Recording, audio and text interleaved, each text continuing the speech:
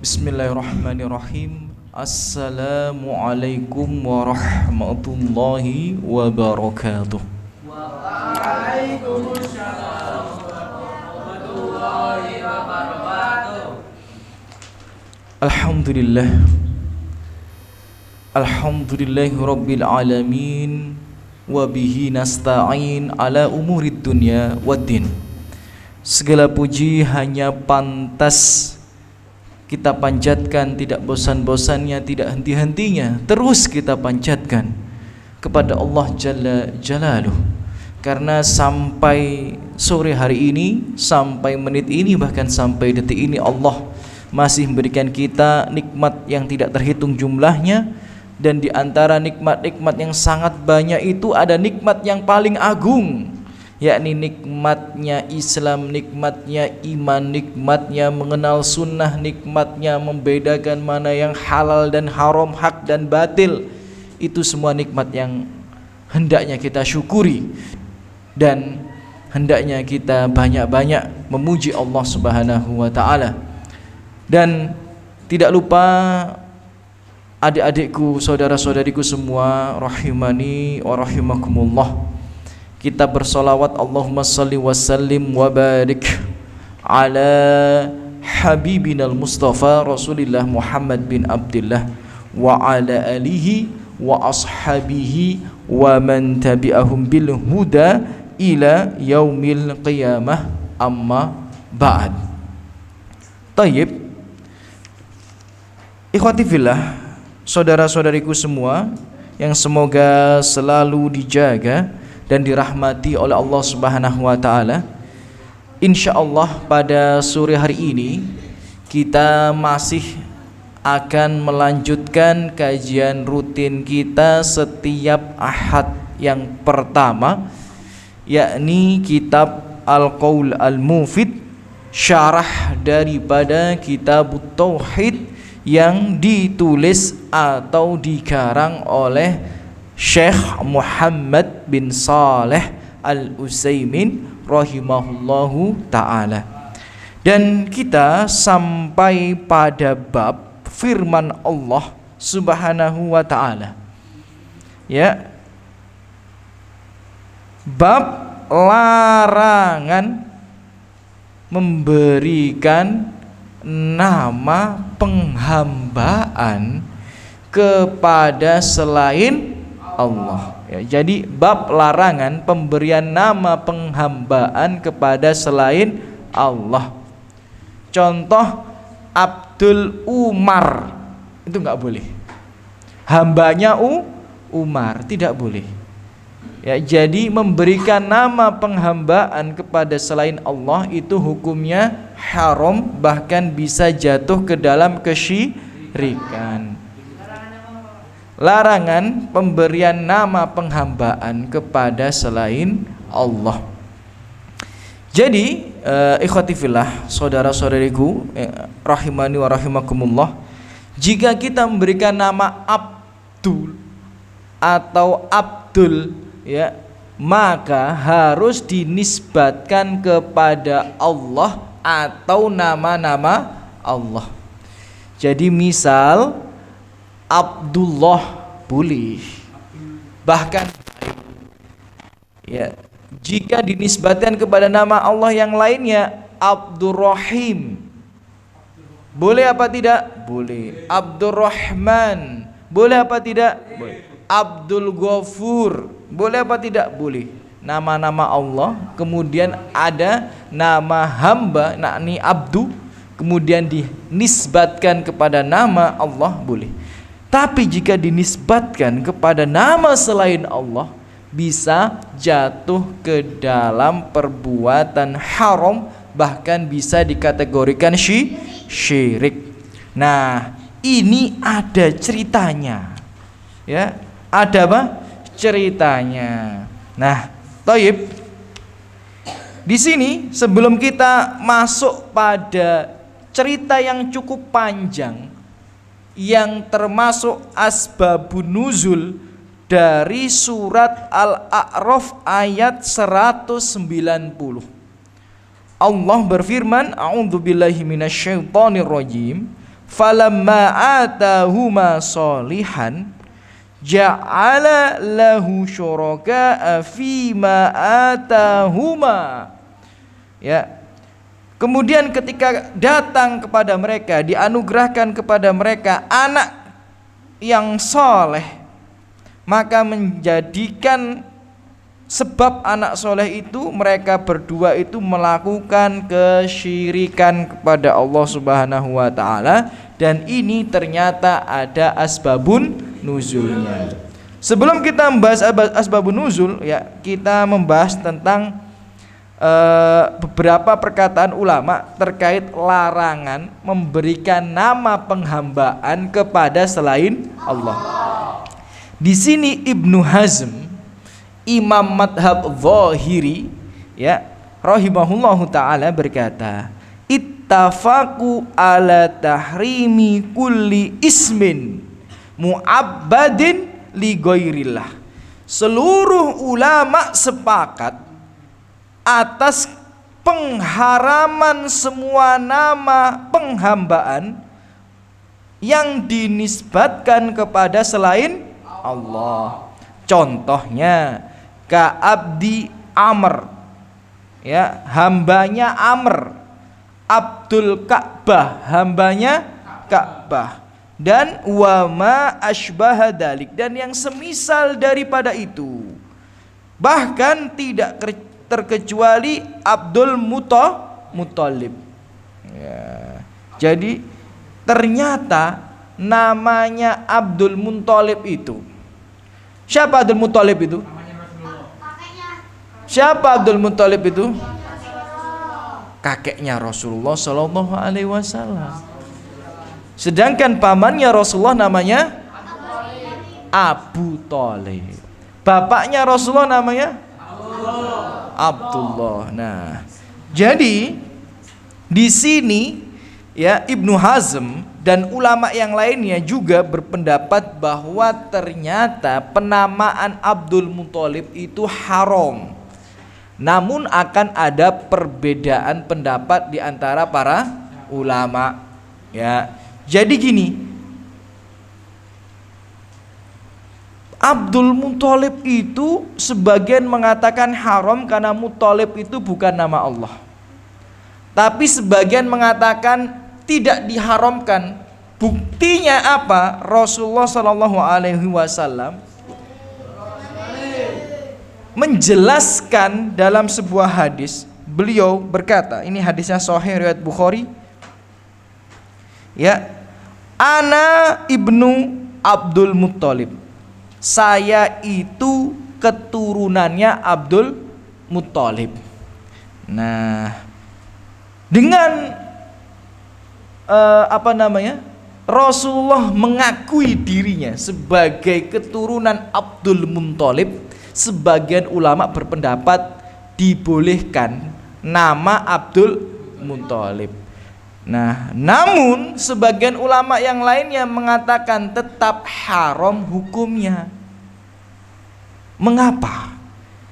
Ya memang karena hukum asalnya penisbatan nama hamba kepada selain Allah hukumnya haram, tidak terkecuali Abdul Muthalib. Nah, kemudian Rasulullah mengatakan saya anak keturunan Abdul Muthalib, itu tidak menunjukkan kebolehan, ya, nama Abdul Muthalib itu. Cuma itu adalah menunjukkan identitas. Contoh, seandainya bapak kita namanya Wisnu, ya kan? Kita kan boleh nggak ngomong saya ini anaknya Wisnu? Boleh apa tidak? Boleh. Padahal penamaan Wisnu itu boleh apa tidak? Tidak boleh. Wisnu itu adalah dewanya orang India, ya benar juga. Ya dewanya orang India, benar juga, karena orang India itu punya dewa namanya Wisnu, ya benar juga. Jadi Wisnu itu adalah dewanya orang kafir. Maka orang Muslim memberikan anaknya nama Wisnu, boleh apa tidak? Ya enggak boleh. Ya anaknya orang Muslim dinamai Mahabharata, boleh apa tidak? Oh, enggak boleh. Ya, kenapa? Karena itu dewa-dewanya mereka. Namun seandainya kita ditakdirkan ya memiliki bapak yang namanya Wisnu, boleh nggak kita ngaku sebagai saya itu anaknya Wisnu? Boleh, Bu? Karena itu adalah identitas. Nah, jadi kembali lagi hukum asal penamaan ya, penghambaan, nama penghambaan kepada selain Allah itu hukum asalnya haram. Nah, sekarang ada asbabun nuzul dari surat Al-A'raf ayat 190. Wa an Ibnu Abbas, dari Ibnu Abbas radhiyallahu anhuma berkata, dari asbabun nuzul ayat tersebut, lamma taghasyaha Adam hamalat, ada salah satu keturunan anak Adam ya, kemudian ya sepasang suami istri, istrinya hamil, fa'atahuma iblis, kemudian mendatanginya iblis. Faqol, berkata iblis itu kepada pasangan anak Adam itu, ini sahibukum alladhi akhrajatkuma minal jannah, aku itu adalah sahabat bapak ibumu yang dulu dikeluarkannya mereka dari surga gitu ya. Jadi iblis itu ngaku sahabatnya Adam dan Hawa. Nah, ini mendatangi anak keturunannya. Nggak disebutkan apakah anaknya ataukah cucunya, tidak disebutkan. Yang penting generasinya Adam dan Hawa. La tuti'anni aw la aj'alanna lahu qaranai ayil. Ya. Syaitan itu ya, atau iblis itu memberikan warning, ancaman ya kepada sepasang anak Adam itu, kalian harus taat dan menuruti apa saja yang aku perintahkan. Kalau tidak, aku akan jadikan bayi yang ada di dalam perutmu itu ya memiliki tanduk seperti tanduknya rusa. Fayakhruju min batnik, kemudian keluarlah anak itu dari perutmu, fayashukkuhu, kemudian merobek perutmu itu, wala af'alanna, dan aku pasti akan melakukannya, yukhawifuhuma, kemudian syaitan atau iblis itu menakut-nakuti keduanya. Kemudian ya ikhwati fillah rahimani wa rahimakumullah, ini saya sebutkan riwayat yang lainnya ya. Ya, yang melengkapi, saling melengkapi riwayat yang ini. Ini hadisnya riwayat ya Ibnu Abi Hatim, dan ini ada di tafsir Ibnu Jarir dan juga ada di tafsir Ibnu Katsir. Nah, kemudian syaitan menakut-nakuti mereka ya, supaya kedua orang itu tuh menuruti ucapan syaitan. Apa yang ingin dituruti? Samiyahu Abdul Haris, berikan nama anakmu itu nanti kalau lahir namanya Abdul Haris. Haris itu nama Allah apa bukan? Bukan, ya intinya bukan nama Allah. Sedangkan menisbatkan nama selain nama Allah kepada nama penghambaan adalah tidak diperbolehkan. Nah, fa'abaya ayyuti'ahu, kemudian kedua anak Adam itu enggan untuk menurutinya. Fakharaja mayitan, kemudian anaknya lahir dalam keadaan mati. Ya. Tsumma hamalat, kemudian hamil lagi. Fa'atahuma, kemudian datang lagi syaitan itu. Fadakarolahuma, kemudian memberikan ancaman yang sama dengan ancaman yang pertama. Ya, kamu harus menaatiku, kalau tidak menaatiku nanti akan kejadian seperti ini, kejadian seperti ini. Ya, kamu harus memberikan nama anakmu Abdul Haris. Fa'adrakahuma hubbul walad, fasammayahu Abdul Haris. Kemudian kedua orang tua itu saking cintanya sama anaknya, nggak pengen mati lagi, ya kan? Dinamakan Abdul Haris. Fadzalika qauluhu ja'ala lahu syuraka'a fihi ma atahuma. Maka itulah menjadi cikal bakal firman Allah Subhanahu wa taala yang menceritakan, ya kan? Bahwa di dalam Al-Qur'an di surat Al-A'raf ayat 190 tadi ada dua anak Adam, dikarenakan lahirnya seorang anak mereka berbuat kesyirikan kepada Allah. Ternyata berbuat kesyirikan itu menamai anaknya dengan nama Abdul Haris. Dari kisah ini banyak sekali pelajaran yang bisa kita ambil. Pelajaran yang paling utama adalah tema bab ini, bahwa diharamkan memberikan nama abdu yang dinisbatkan kepada selain Allah. Ya. Ada beberapa ya orang itu memberikan abdu itu kepada selain Allah Subhanahu wa taala penisbatannya. Misal Abdu Umar ya, Abdu Muharram ya, Abdu Najem dan lain sebagainya, nggak boleh. Abdu Bahar nggak boleh ya. Jadi harus dinibatkan kepada Allah. Itu poin yang pertama. Poin yang kedua, ternyata terkadang syaitan iblis itu mendatangi manusia, menakut-nakuti akan terjadi musibah kepadanya. Ya.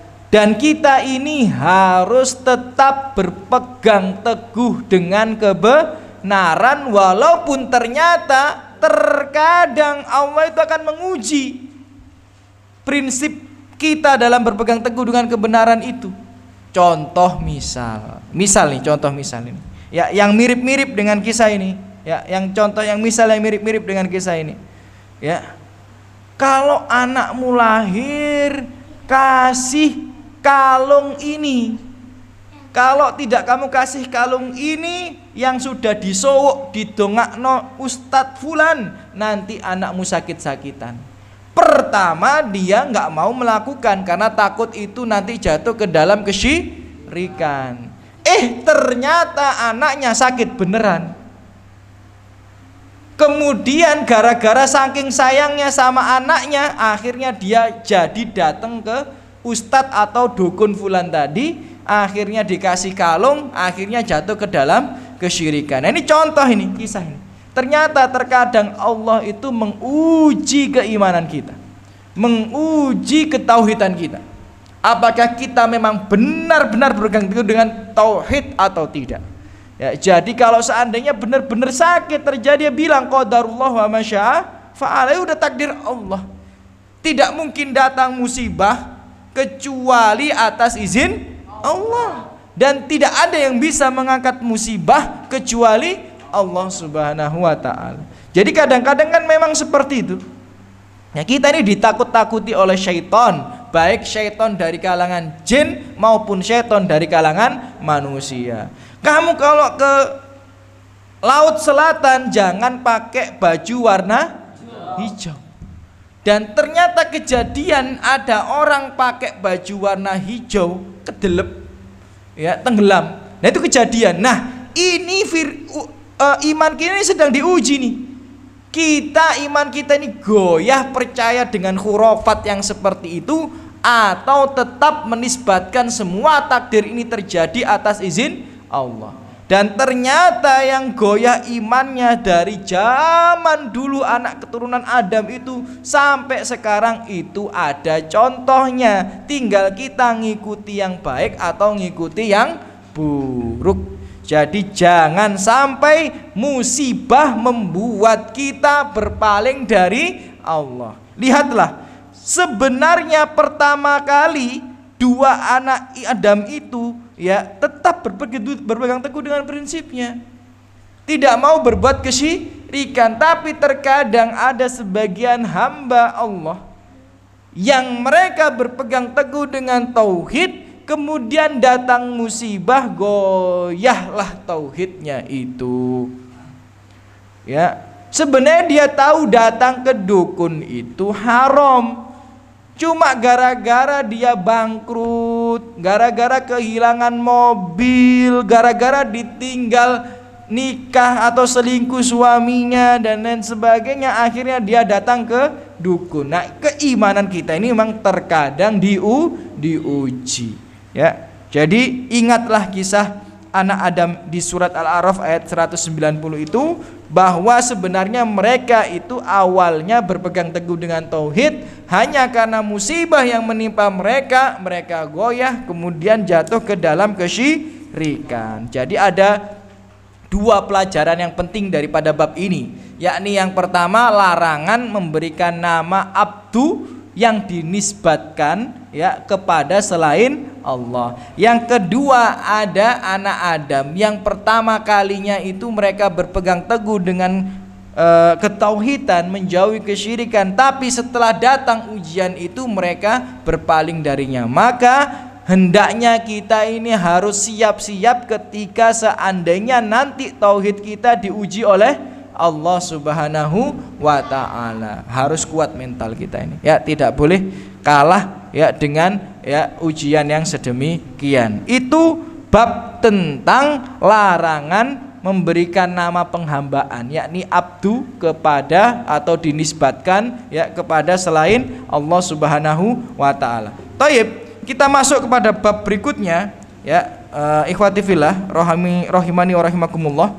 Di bab berikutnya adalah bab menetapkan asmaul husna hanya untuk Allah dan larangan menyelewengkannya. Ya. Menetapkan asmaul husna hanya untuk Allah dan larangan menyelewengkannya. Dan ini ya berlandaskan firman Allah Subhanahu wa ta'ala di surat Al-A'raf ayat 180. Di surat Al-A'raf ayat 180, ikhwati fillah rahimani wa rahimakumullah, Allah Subhanahu wa ta'ala berfirman, walillahi al-asmaul husna fad'uhu biha. Sesungguhnya Allah itu memiliki asmaul husna, fad'u biha, maka berdoalah, bermohonlah kepadanya dengan menyebut asmaul husna itu. Thayyib, kita berhenti di sini. Ternyata ikhwati fillah, saudara-saudariku semua rahimani wa rahimakumullah, salah satu cara atau wasilah agar doa kita mustajab adalah menggunakan atau menyebutkan asmaul husna dalam doa kita. Ya, jadi kalau kita pengen doanya mustajab, setiap kita ini punya harapan apa tidak? Punya doa yang ingin diwujudkan apa tidak? Maka jangan lewatkan menyebut asmaul husna ketika kita sedang berdoa. Misal alhamdulillahirabbil alamin, Allahumma shalli ala Muhammad wa ala ali Muhammad, ya, maka sebut asmaul husna itu sebelum berdoa. Ya Rahman, ya Rahim, ya Mujib, ya Hayyu ya Qayyum dan lain sebagainya. Disebutkan semuanya itu baru berdoa. Ya Allah ampuni dosaku, ya Allah tambahkan rezekiku, ya Allah angkatlah musibahku, ya Allah sembuhkanlah penyakit keluargaku, ya Allah, ya kan, mudahkanlah aku meraih cita-citaku. Itu boleh ya. Jadi menggunakan asmaul husna sebagai wasilah agar doa kita lebih mustajab. Jadi wasilah yang diperbolehkan pernah kita bahas di sini, yakni dengan asmaul husna, dengan amal soleh, dan juga dengan melalui orang soleh yang masih hidup. Jadi pertama dengan asmaul husna, kedua dengan amal soleh. Kalau kita dulu pernah merasa ada amal soleh yang pernah kita kerjakan dan masya Allah amal soleh ini kita rasa ikhlas, hanya kita lakukan, kita perjuangkan untuk Allah, kemudian kita ini kepepet, mentok, notok, gak ada jalan keluar, maka gunakan wasilah amal soleh itu. Ya Allah, saya dulu pernah beramal ini, ya Allah, seandainya amal ini Engkau terima, ijabalah doa-doaku. Boleh apa tidak yang seperti itu? Boleh. Loh Ustadz, kok kayak pamrih kepada Allah itu wajar. Yang gak boleh pamrih kepada manusia, kepada makhluk. Lawang kita ini memang selalu pamrih kepada Allah. Kita beribadah ini memang untuk agar Allah memberikan kita kebahagiaan dunia akhirat. Ya. Bahkan ketika kita sedekah itu agar Allah membalas sedekah kita. Jadi kita ini secara tidak langsung memang pamrih kepada Allah. Dan pamrih kepada Allah itu bukan riya dan itu diperbolehkan. Karena memang kita selalu mengharap balasan dari Allah. Kita ini beribadah mengharapkan surga, itu pamrih apa tidak? Pamrih.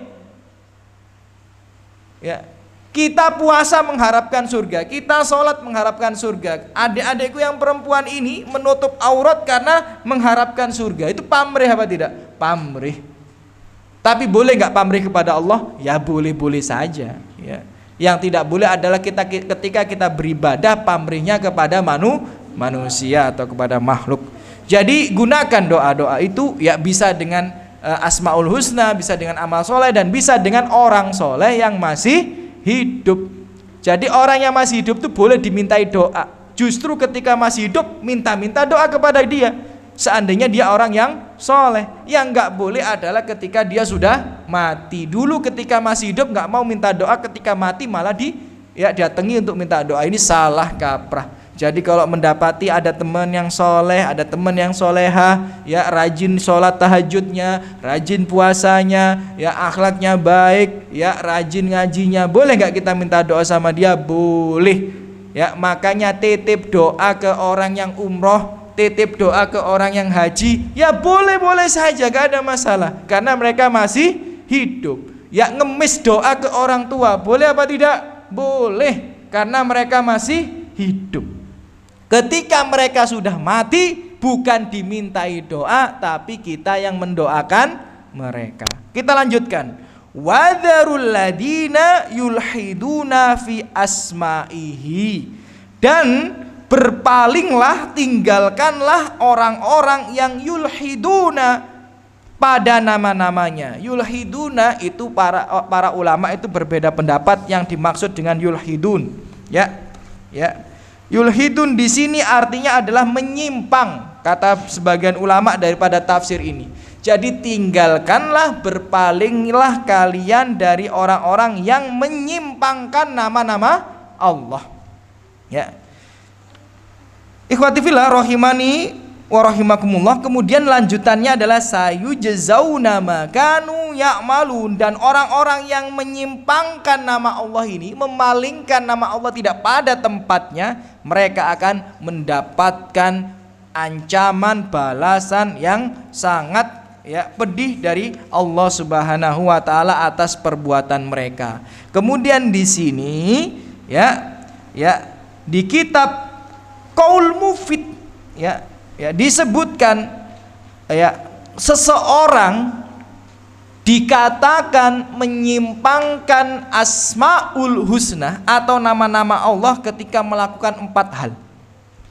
Kami ulang sekali lagi ya, seseorang itu dikatakan telah menyimpangkan nama Allah, tidak menempatkan pada tempatnya Asmaul Husna itu ketika melakukan 4 hal ini. Yang pertama al-ingkar, yakni mengingkari sebagian nama Allah, atau mengingkari sifat dan hukum yang tergandung dalam nama Allah yang disebutkan itu. Jadi kalau Allah menyebutkan Asmaul Husna itu ada 99 misalnya di dalam Al-Quran dan hadis misal, maka kita harus memaknainya dan tidak boleh mengingkarinya. Bahkan seandainya yang kita ingkari itu sifat atau hukumnya tidak boleh. Jadi kita benar-benar tidak boleh mengingkari, kita tetapkan nama yang Allah tetapkan untuk dirinya itu. Nah ini insya Allah kebanyakan aman. Poin yang pertama ini, kalau ada orang menyimpang, masa Allah menetapkan nama untuk dirinya di dalam Al-Quran, kita tolak, kan nggak mungkin ya. Atau kalau ada berarti dia terlalu berlebihan, terlalu keluar daripada batas-batas yang ada dalam syariat itu. Kemudian penyimpangan yang kedua adalah menjadikan nama Allah tertuju pada sifat yang serupa dengan sifat makhluk. Maksudnya apa? Allah Maha mengetahui, dipikir pengetahuan Allah itu sama dengan pengetahuan makhluk. Allah Maha melihat, dipikir melihatnya Allah itu sama dengan melihatnya makhluk. Allah turun ke bumi, dipikir turunnya Allah itu sama dengan turunnya makhluk. Nah, ini keliru. Makanya orang kalau mengatakan Allah turun ke langit bumi di sepertiga malam terakhir kemudian ditolak karena logikanya tidak mungkin Allah itu setiap sepertiga malam turun, sedangkan di Jombang ini sekarang sepertiga malam terakhir, belum tentu di Jakarta sepertiga malam terakhir, karena sepertiga malam terakhir ini terus mengitar di bumi ini. Berarti kalau Allah turun di sepertiga malam terakhir, berarti Allah terus-terusan keliling bumi. Nah, ini namanya ya mensifati turunnya Allah dengan turunnya manusia. Ya, kalau manusia memang seperti itu, ya, hanya ada bisa di satu tempat. Tapi Allah kan kuasa atas segala sesuatu. Kita tidak bisa membayangkan atau membatasi kemampuan Allah dengan logika kita. Misal Allah Maha melihat, nanti pemahamannya ya, kalau kita ikuti pemahaman yang seperti itu, berarti kita akan mengingkari penglihatan Allah. Karena logikanya ketika sedang melihat di arah kanan, bisa nggak kita sekaligus melihat arah kiri? Tidak bisa. Ketika kita melihat kanan, maka kita tidak bisa melihat kiri. Nah, Allah Maha melihat. Nanti kita batasi penglihatan Allah. Gimana caranya Allah melihat orang yang ada di Surabaya bersamaan dengan orang yang ada di Jakarta? Wah, ini repot lagi nanti. Ya, jadi yang kita yakini adalah Allah Maha melihat, tapi penglihatan Allah berbeda dengan penglihatan makhluk. Allah Maha mendengar, tapi pendengaran Allah berbeda dengan pendengaran makhluk. Nah, seperti itulah cara mengimani Asmaul Husna atau nama-nama dan sifat-sifat Allah Subhanahu wa taala. Kemudian yang ketiga adalah seseorang itu dikatakan menyimpang ya, atau menyimpangkan, memalingkan nama-nama Allah adalah ketika memberikan Allah ini nama yang tidak ada dalilnya. Ya, padahal yang paling berhak menamai Allah adalah dirinya sendiri. Kok kita ini dengan berani memberikan nama-nama kepada Allah yang Allah tidak pernah memberikan nama itu pada dirinya? Contohnya apa? Mohon maaf, sering kita ini dengar ya, orang nyanyi-nyanyi dengan lagu Allah wujud kidam baqo. Pernah dengar ya? Mukhalafatulil hawadisi. Nah, itu ada 20 nama dibuat oleh manusia dan mereka mengatakan ini adalah nama Allah. Padahal tidak ada dalilnya. Ini repot. Allah itu maha gaib. Gak bisa kita ini melihat Allah Subhanahu wa taala. Logika kita kepada Allah terbatas. Maka tidak boleh kita membatasi Allah dengan sebuah nama yang Allah ini bahkan tidak pernah menjelaskan nama itu. Jika Allah memang mau memberikan nama kepada dirinya, Allah yang paling berhak, ya. Tidak boleh ya kita membatasi Allah dengan sebuah nama yang Allah tidak pernah ya menjelaskan atau memberikan nas terkait hal itu. Kemudian dikatakan penyimpangan terhadap Asmaul Husna adalah ketika juga menjadikan nama Allah sebagai nama berhala. Itu juga tidak boleh. Jadi ada zaman dulu itu orang-orang kaum kafir Quraisy itu memberikan nama berhala-berhala mereka itu seperti nama Allah Subhanahu wa taala. Itu ya daripada tafsir surat Al-A'raf ayat 180 bahwa kita ya ikhwati fillah rahimani wa rahimakumullah ya dilarang menyimpangkan nama Allah Subhanahu wa taala. Dari ayat tersebut ada beberapa poin yang penting. Poin yang pertama, kita bisa menggunakan Asmaul Husna sebagai wasilah agar doa kita lebih mustajab. Kemudian yang kedua, kita harus berpaling meninggalkan orang-orang yang menyimpangkan nama Allah. Ya, harus kita jauhi, harus kita ingkari dan kita katakan itu sesat dan batil. Enggak boleh kita berikan toleransi. Nah, itu pendapat dia. Enggak boleh. Kalau salah kita bilang salah. Kalau sesat kita bilang sesat. Karena ketika kita mengatakan salah, kita ini tidak memvonis neraka. Kadang-kadang orang itu berpikirnya sederhana, terbatas. Ya. Coba lihat, buka ya kitab-kitab para ulama. Ketika seseorang memvonis orang itu melakukan bid'ah, apakah itu adalah vonis bahwa orang itu akan dimasukkan ke dalam neraka? Tidak. Karena semua ulama Ahlussunnah sepakat ya bahwa orang pelaku bid'ah, pelaku kabair itu kaidahnya tahta masyiatillah. Ini bisa dilihat di tafsir surat An-Nisa ayat 31. Ya, dan juga syarah hadis tentang 73 golongan. Syekh Muhammad bin Shalih Utsaimin, gurunya Ustadz Salafi ini. Ya, Syekh bin Bas, ya rahimahumullahu taala, dan ulama-ulama yang lainnya ketika menafsirkan ayat itu, ketika mensyarah hadis itu semua sepakat ketika kita mengatakan ini bid'ah dan dia pelaku bid'ah, itu kita ini adalah mengatakan perbuatan ini diancam dengan neraka. Udah aja itu. Tapi apakah orang ini dimasukkan ke dalam neraka atau tidak? Itu kaidahnya tahta masyiatillah. Tahta masyiatillah itu artinya apa? Ya, di bawah hak prerogatif Allah Subhanahu wa taala. Ya, hak prerogatif Allah Subhanahu wa taala.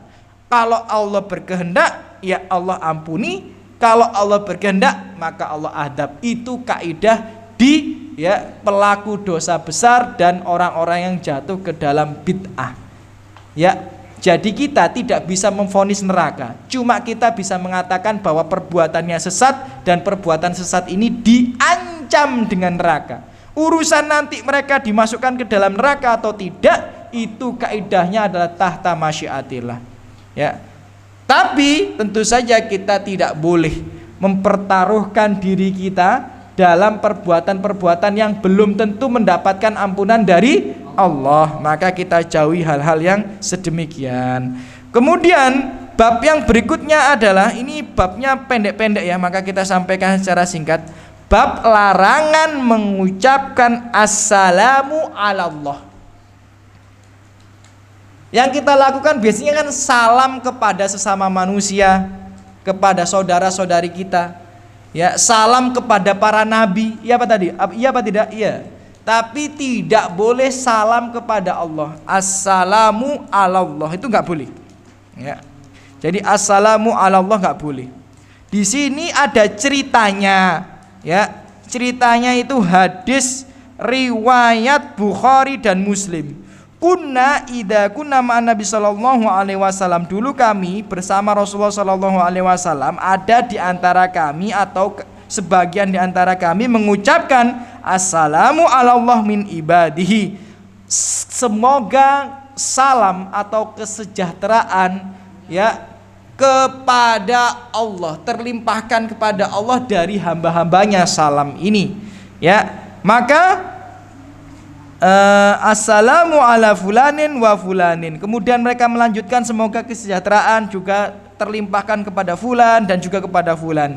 Faqala Nabi sallallahu alaihi wasallam, kemudian Nabi sallallahu alaihi wasallam menimpali, merespon ucapan mereka. La taqulu, jangan kalian mengucapkan sedemikian, jangan kalian mengucapkan assalamu ala Allah, jangan. Ya, fa innallaha wa salam, sesungguhnya Allah itu yang maha pemberi keselamatan. Masa kita mendoakan Allah untuk mendapatkan keselamatan? Nggak boleh gitu loh ya. Jadi Allah itu yang maha memberikan keselamatan. Ya, Assalam itu termasuk nama Allah Subhanahu wa taala. Maka boleh memberikan nama Abdus Salam. Ya. Jadi nggak boleh kita mendoakan keselamatan, kesejahteraan terlimpahkan kepada Allah, nggak boleh. Karena Allah itu yang maha memberikan keselamatan. Tapi kepada para nabi boleh, kepada orang soleh ya boleh, ya kepada kaum muslimin boleh. Tapi juga tidak diperbolehkan ya memberikan salam kepada orang kafir, nggak boleh ya. Kalau ada orang kafir itu juga tidak boleh mengucapkan salam kepadanya. Itu nanti ada bab ya pembahasan tersendiri terkait salam kepada orang kafir. Ya, dan menjawab salam orang kafir itu pun sendiri ya ikhwati fillah, saudara-saudariku semua, rahimani wa rahimakumullah, itu pun ada bab penjelasannya. Jadi kalau ada orang kafir mengucapkan assalamualaikum, tidak boleh kita jawab waalaikummus salam. Yang dijawab adalah waalaikum saja. Ya, faham dari sini? Nah, thayyib.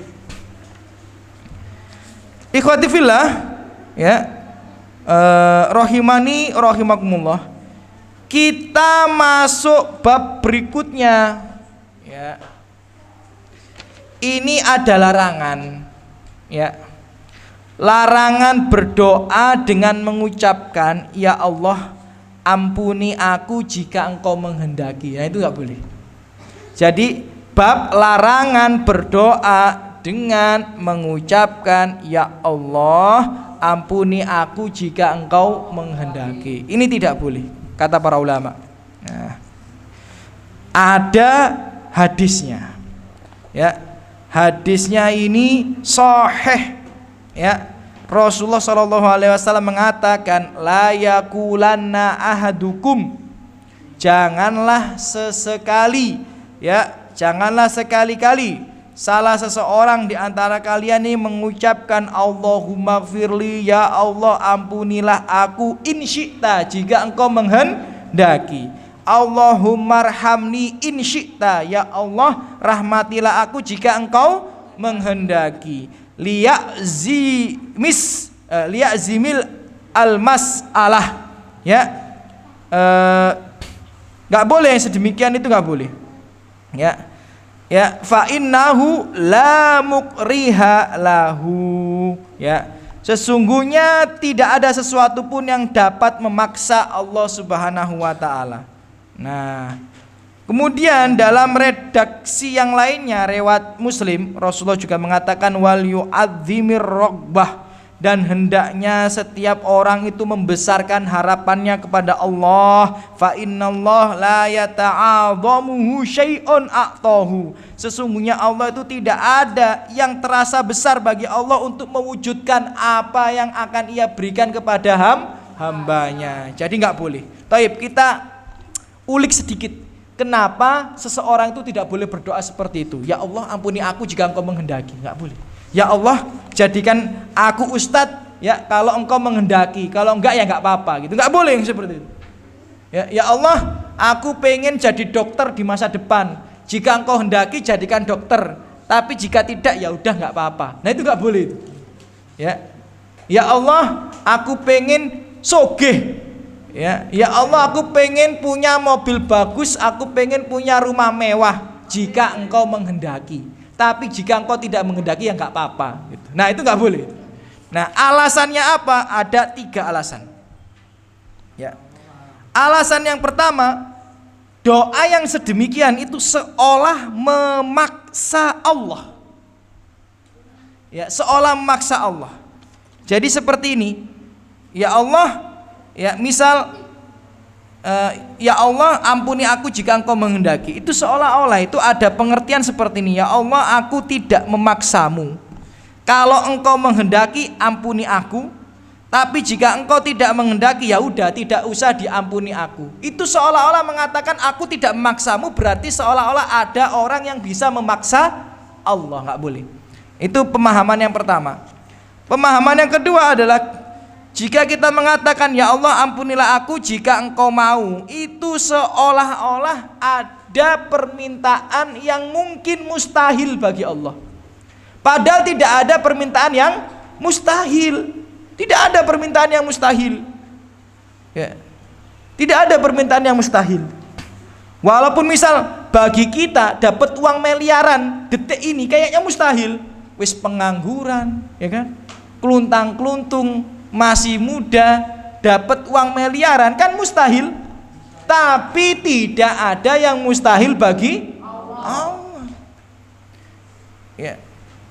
Bagi kita ini, ya, untuk bisa keterima di Lipia Jakarta, kuliah di sana, untuk bisa diterima kuliah di Universitas Islam Madinah, mungkin berat, ya, karena kita merasa oh saya ini nggak punya kemampuan ekonomi, oh saya ini nggak pinter-pinter banget, oh saya ini cuma sekolah di lembaga yang biasa-biasa aja, sepertinya mustahil. Makanya kita berdoa, ya Allah kalau aku masuk Lipia alhamdulillah, kalau nggak apa-apa. Ya Allah kalau saya masuk UIM Universitas Islam Madinah alhamdulillah, kalau nggak masuk UIM juga nggak apa-apa. Nggak boleh seperti ini. Itu seolah-olah Allah ini tidak mampu untuk mewujudkan apa yang kita harapkan. Maka jangan ragu-ragu dengan kekuasaan Allah. Jangan ragu dengan kekuasaan Allah. Ya, Allah kuasa atas segala sesuatu. Ini saya ada cerita ini. Belum lama, ya, saya ini kisah nyata, ini kisah nyata. Ini kisah nyata. Saya mau bangun pondok pesantren, ya. Ustadz ini mau bangun pondok pesantren.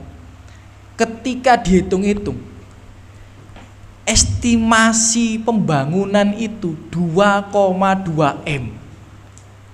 2,2 miliar. Banyak apa sedikit? Wah, banyak ini. Ya. Kalau dipikir logika ini, ya. Banyak orang yang minta donasi, banyak ustadz-ustadz yang lebih terkenal dan lain sebagainya. Ya, uang 2M itu sangat banyak. Untuk memenuhi uang 2M ya kayaknya mustahil gitu ya. Mustahil. Tapi apa salahnya kita berdoa? Bagi kita orang biasa ini mengumpulkan uang 2M susah apa tidak? Susah. Tapi bagi Allah tidak? Tidak susah. Ya tinggal doa aja. Ya Allah, berikan aku uang miliaran. Boleh apa tidak? Boleh. Ya boleh. Justru kalau kita nggak boleh itu kayak gini. Ya Allah, berikan aku uang miliaran kalau engkau berkehendak. Tapi kalau nggak berkehendak ya nggak apa-apa ya. Nah itu nggak boleh justru. Ya, tapi kalau kita ngomong, ya Allah berikan aku uang miliaran, saya pengen bangun pondok pesantren, boleh apa tidak? Boleh. Nah ternyata ada jalannya. Ya, dari arah yang tidak kita sangka, dari arah yang tidak kita duga. Ya, tiba-tiba ada proyek yang ternyata nilainya miliaran. Nah, gitu loh. Ya, jadi kita ini jangan bersuudzon dengan kemampuan Allah Subhanahu wa taala. Dan alhamdulillah ternyata ketika kami, bukan saya sendiri yang berdoa banyak, ya mungkin ada salah satu di antara kami yang doanya diijabah. Alhamdulillah ada beberapa agenda yang nilainya ini miliaran, semoga nanti bisa mengcover pembangunan pondok pesantren tersebut. Nah, kemudian pemahaman yang lainnya, kenapa kok kita nggak boleh berdoa yang seperti itu? Ya Allah, ampuni dosaku jika engkau berkehendak. Ya Allah, ya lapangkan rezekiku jika engkau berkehendak. Kalau enggak berkehendak ya enggak apa-apa. Ya Allah, sembuhkan penyakitku jika engkau mau. Kalau enggak mau ya enggak apa-apa. Kenapa tidak diperbolehkan? Karena yang seperti itu pemahaman yang lainnya adalah seolah kita enggak butuh terhadap Allah. Ya Allah, sembuhkan penyakitku. Kalau enggak mau menyembuhkan ya enggak apa-apa. Seolah-olah kita ini enggak butuh pada Allah Subhanahu wa taala. Padahal tidak ada yang bisa menyembuhkan penyakit kecuali Allah. Tidak ada yang bisa mengampuni dosa kecuali Allah. Tidak ada yang bisa memberikan rezeki kecuali Allah. Makanya nggak boleh berdoa seperti itu, seolah-olah kita tidak butuh Allah, gitu loh. Kita ini sehat butuh Allah. Kita ini bisa mencukupi rezeki keluarga kita, ini butuh Allah. Kita ini bisa mewujudkan harapan kita, ini butuh Allah. Bahkan kita ini bisa melaksanakan ibadah asar tadi itu butuh Allah. Kalau Allah tidak berkehendak, bisa nggak kita sholat asar berjamaah tadi? Nggak bisa. Padahal Ustadz tadi itu sudah hampir pesimis tidak dapat sholat asar karena bensinnya tadi habis. Ya, jadi sudah gaspol, motornya jedut gitu ya. Wah, ini kalau nggak dapat pom bensin nuntun, ya nggak nutut asar di Darun Nafis, ya kan? Ya tapi bismillah, ya Allah bantu ya Allah, bantu ya Allah. Ya, ternyata pas ya bensinnya mau habis, kedapatan pom bensin. Nah, ngisi bensin, alhamdulillah kedapatan sholat asar di Darun Nafis berjamaah. Ini kalau tidak dapat bantuan Allah bisa apa tidak? Nggak bisa. Kita itu butuh Allah. Ya, kita ini butuh Allah. Apapun yang kita lakukan kita butuh Allah. Makanya Allah itu menisbatkan dirinya dengan nama As-Somad. Ya, di dalam surat Al-Ikhlas kita membaca apa? Qul huwallahu Allahus. Arti dari As-Somad itu adalah zat yang semua makhluk membutuhkannya. Saya ulang sekali lagi, zat yang semua makhluk membutuhkannya. Ya, maka berdoa yang sedemikian nggak boleh. Harus yakin dan harus merasa butuh kepada Allah Subhanahu wa taala. Mungkin itu yang bisa kami sampaikan, ya. Adik-adikku, ya, ikhwati fillah rahimani wa rahimakumullah, tidak terasa. Ya, ini sudah 50 menit lebih ya kita bersama ya. Semoga sedikit yang kita pelajari tadi bisa bermanfaat untuk kita semua ya, untuk berpegang teguh dengan tauhid sampai kita meninggal dunia. Ya, tadi di bab yang pelajari pertama tadi kita tidak boleh menisbatkan nama abdu atau penghambaan kepada selain Allah. Dan ingat, ada anak Adam yang pertamanya dia bertauhid, karena diuji dengan musibah akhirnya dia meninggalkan tauhidnya. Maka jangan sampai ketika kita diuji musibah gagal untuk mempertahankan tauhid tersebut. Kemudian dikatakan juga dalam bab yang berikutnya ada orang yang berbuat kesyirikan dengan menyimpangkan nama Allah atau Asmaul Husna. Maka jangan simpangkan nama Allah Subhanahu wa taala. Jangan ya memberikan pengertian atau makna lain daripada nama Allah, dan jangan memberikan Allah nama yang tidak ada dalam nas, tidak ada dalam dalil. Kemudian di bab berikutnya juga kita bahas bahwa dilarang berdoa dengan kalimat ya Allah ampuni aku jika engkau menghendaki, jika tidak mengapa. Ya Allah berikan aku rezeki jika engkau menghendaki, jika tidak mengapa. Ini tidak boleh, karena ada unsur paksaan kepada Allah. Ada yang bisa maksa, ada unsur tadi ya seolah-olah tidak mampu Allah, dan ada unsur seolah-olah kita ini tidak butuh kepada Allah Subhanahu wa taala. Mungkin itu yang bisa kami sampaikan ya. Aku qouli hadza, apabila ada salah itu murni kekurangan kami pribadi dan lebihnya taufik Allah ya. Alhamdulillah wassalatu wassalamu ala Rasulillah. Kami berdoa semoga yang hadir di sini dibalas oleh Allah dengan sebaik-baiknya balasan. Allah angkat derajatnya, Allah limpahkan rezekinya ya. Kemudian Allah angkat masalah musibah penyakit yang menimpa dirinya maupun keluarganya. Allah berikan taufik, dimudahkan dalam ketaatan. Allah berikan hidayah, dimudahkan terus berada di atas kebenaran, diberikan husnul khotimah dan dikumpulkan di surga Allah Subhanahu wa taala. Amin ya rabbal alamin. Kita tutup dengan doa kafaratul majelis. Subhanakallahumma bihamdika asyhadu an la ilaha illa anta astaghfiruka wa atubu ilaik. Assalamualaikum warahmatullahi wabarakatuh.